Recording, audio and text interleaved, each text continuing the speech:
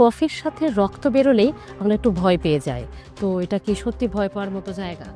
সব সময় নয়, কফের সাথে রক্ত একটা নিউমোনিয়াতেও হতে পারে। তো সেটা যে সবসময় খারাপ দিকে যায় সেটা নয়।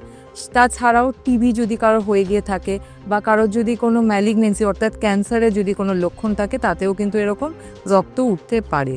তো তাই জন্য যদি কারোর কফের সাথে কখনো রক্ত ওঠে অবশ্যই ইভ্যালুয়েট করে নেওয়া দরকার।